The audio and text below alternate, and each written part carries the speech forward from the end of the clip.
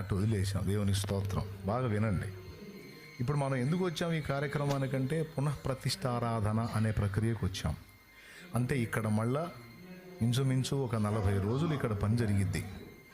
ఆ 4 రోజుల కూటాలకి 40 రోజుల ముందు నుంచి ఏర్పాట్లు జరుగుతాయి. పందిళ్ళు వేసే దగ్గర నుంచి అన్ని ఏర్పాట్లు, బాత్రూమ్ సెట్టింగ్ దగ్గర నుంచి, ఆహారశాల దగ్గర నుంచి, భోజనశాల దగ్గర నుంచి ప్రతిదీ కూడా. ఎందుకంటే దేవుని కృపను బట్టి ఈ పరిచర్యలో ఎన్ని బ్రాంచ్ సంఘాలు ఏర్పడ్డాయో ఆ బ్రాంచ్ సంఘాల నుంచి దైవజనులు, వాళ్ళ విశ్వాసులు, వాళ్ళతో కలిసి మరి మనల్ని వెంబడిస్తున్నటువంటి నా ఆత్మీయ బిడ్డలు, సేవకులు, విశ్వాసులు అందరూ కలిసి గ్యాదర్ అవుతారు. వాళ్ళతో పాటు మరి అన్యజనులు, అలాగే ఆయా సంఘాలలో ఉండి కూడా మనల్ని ఫాలో అవుతున్నాళ్ళు అందరూ కలిసి గ్యాదర్ అయి దేవుణ్ణి ఆరాధించుకుని నేను ముందు చెప్పిన 4 విధములైన మేలులు పొందేటువంటి ప్రాంగణం ఇది. దేవుని ఏర్పాటులో ఉన్న స్థలం.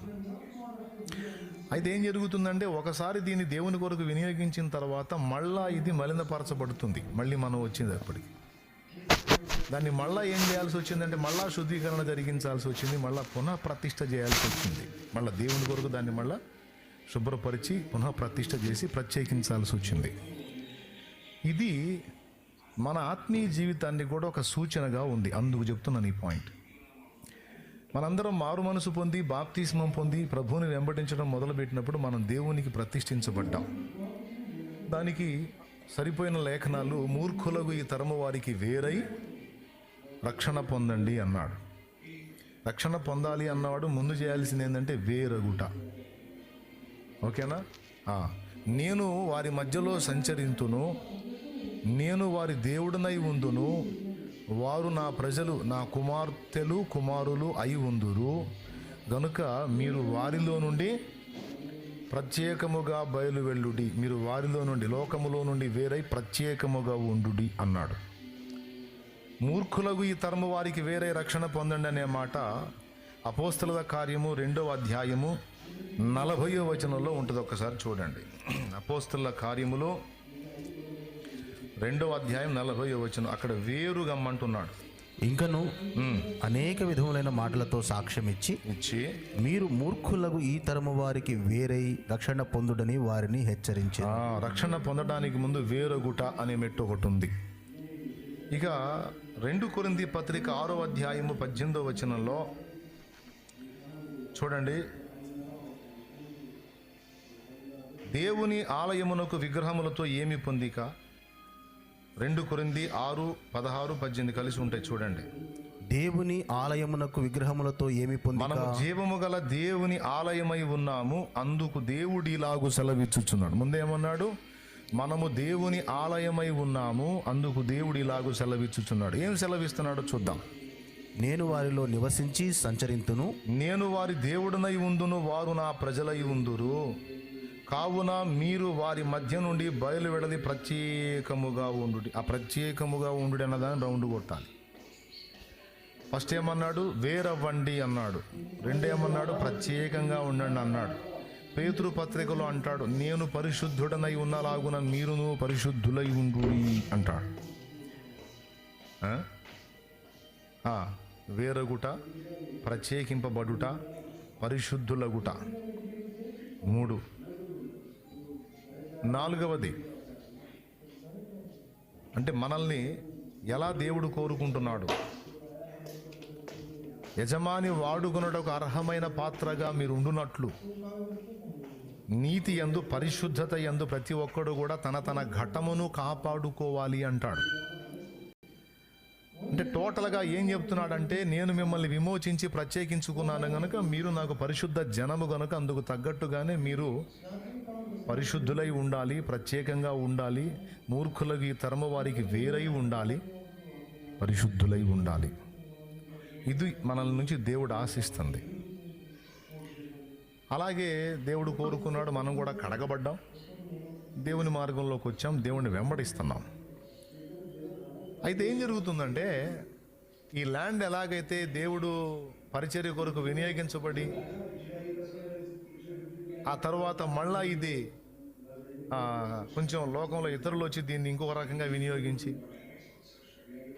తర్వాత మళ్ళా దీన్ని పునఃప్రతిష్ఠ చేసుకోవాల్సి వచ్చినట్టు ఏ రోజుకు ఆ రోజు ఎప్పటికప్పుడే మన ప్రాణాత్మ దేహములను కూడా దేవునికి మళ్ళా పునఃప్రతిష్ఠ చేసుకోవాలి. ఇది అందరం గ్రహించాల్సినటువంటి విషయం. ఎప్పటికప్పుడు మళ్ళా దేవునికి ప్రతిష్ఠ చేసుకొని మన ప్రతిష్టను కాపాడుకోవాలి. ఎందుకంటే లోకముతో వ్యక్తులుగా ఉన్నటువంటి మనల్ని లోకము నుంచి వేరు చేసి, మీరు ప్రత్యేకంగా నా జనం, మీరు నా ప్రజలు, నా పిల్లలు, నా కుమార్తెలు, నా కుమారులు. చూడండి ఇక్కడ అంటాడు ఆ మాట, ప్రత్యేకముగా ఉండుడి, అపవిత్రమైన దానిని ముట్టకూడని ప్రభువు చెప్పుచున్నాడు. మరియు నేను మిమ్మును చేర్చుకుందును, మీకు తండ్రినై ఉందును, మీరు నాకు కుమారులను కుమార్తెలునై ఉందురని సర్వశక్తి గల ప్రభువు చెప్పుచున్నాడు. ఈ ఒక్క చోటే కుమార్తెలు అన్న ప్రస్తావన తెచ్చాడు దేవుడు.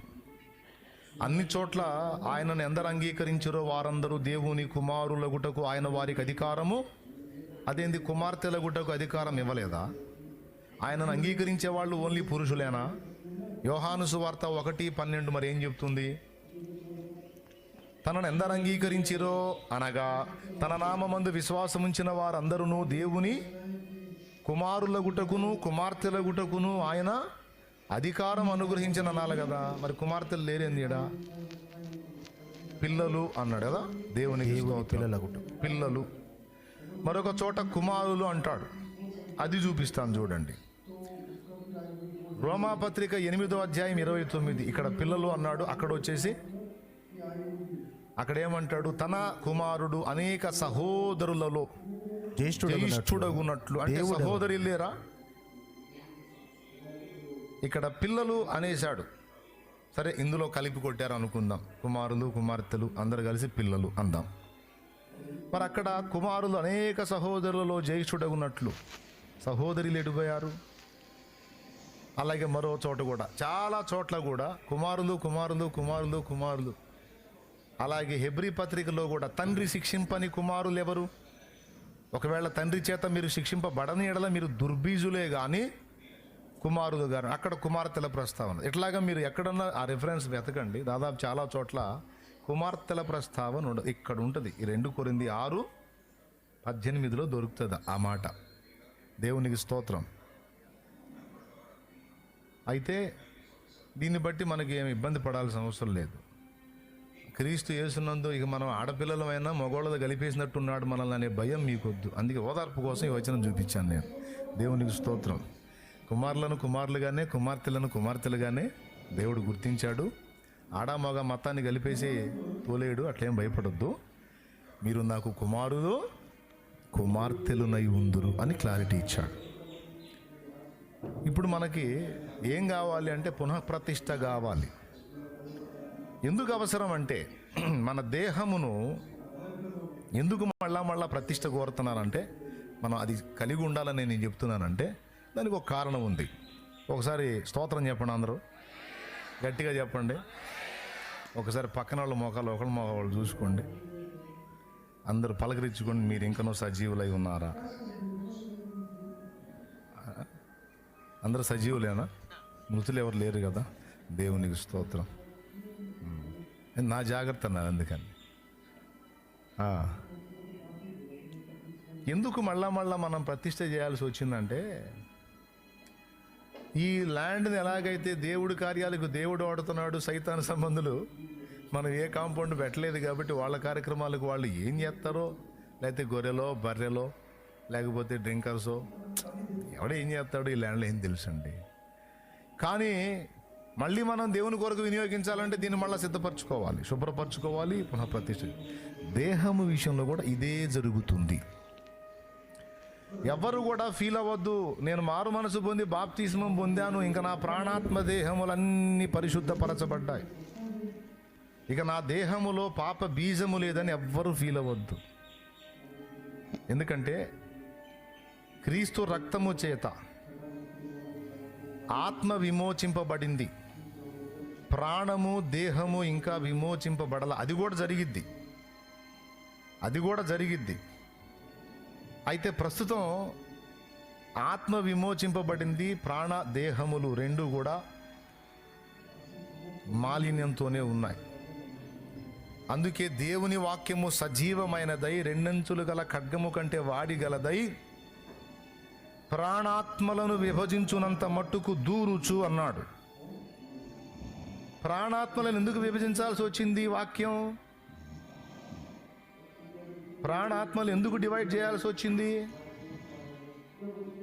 అంటే, ఆత్మ ప్రాణము రెండు మిళితమైతే మళ్ళా మాలిన్యం అంటిద్ది.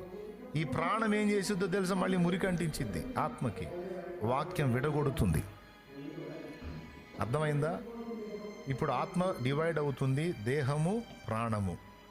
అందుకే చూడండి, ప్రాణము దేహము మాత్రమే ఉన్న జంతువులకి ఏమీ తెలియదు. జంతువులకి తెలుసా? ఉచ్చనీచాలు తెలుసా జంతువులకి? తెలియవు కదా. మానవుడికి తెలుసు. ఎందుకంటే జంతువుకు లేనిది మానవుడికి ఉన్నది ఆత్మ. జస్ట్ ప్రాణము దేహమే జంతువుకు ఉంది.